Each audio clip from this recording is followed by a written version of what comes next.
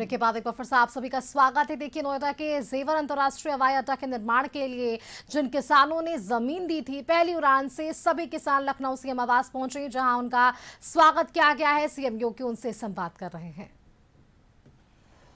हजारों और सैकड़ों वर्षों का इतिहास है। उन्होंने कठिन परिस्थितियों में देश की आजादी में लड़ाई लड़ी होगी,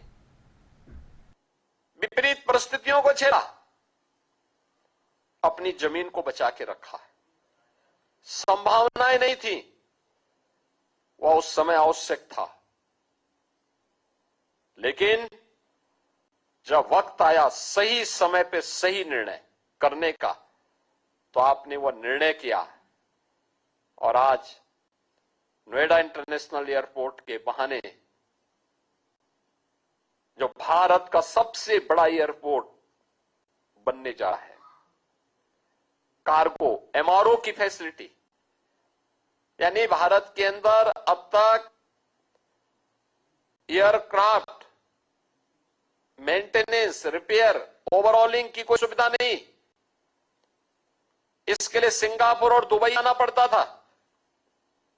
अब वह कार्य के लिए भी इसी क्षेत्र में, इसी एयरपोर्ट पे लोग आएंगे, दुनिया भर के लोग यहां आएंगे।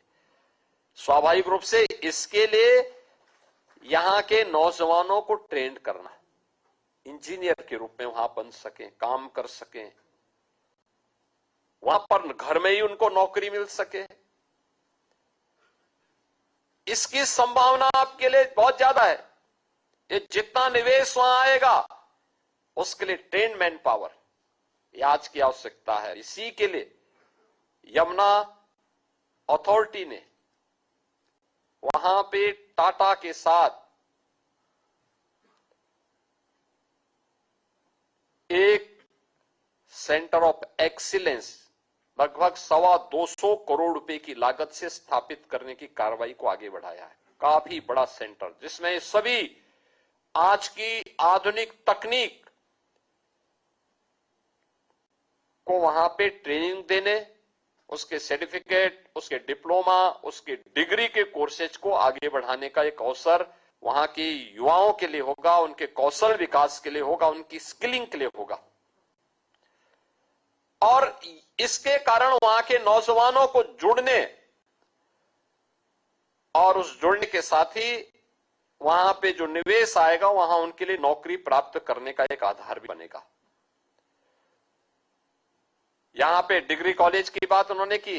हमारा प्रयास है कि इस सत्र में हम उस डिग्री कॉलेज को प्रारंभ कर दें और वहां के बच्चों को उच्च शिक्षा का वो भी मिले।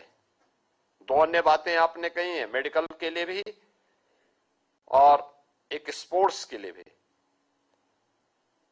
यद्यपि वहां एक ट्रामा सेंटर हम बना रहे हैं, लेकिन ट्रामा सेंटर के साथ ही मैंने यहां पे अभी सीओ यमुना अथॉरिटी से कहा है कि वो देखें एक बार कहां पे अति मेडिकल की सुविधा भी और मेडिकल एजुकेशन की सुविधा भी वहां प्राप्त हो सके। इसके बारे में उन संभावनाओं को आगे बढ़ाना चाहिए और गवर्नमेंट उसमें अपने स्तर पर भी सहयोग करेगी, यमुना अथॉरिटी भी उस प्रयास को आगे बढ़ाएं। अच्छा होगा, इसको हमें बढ़ाना चाहिए।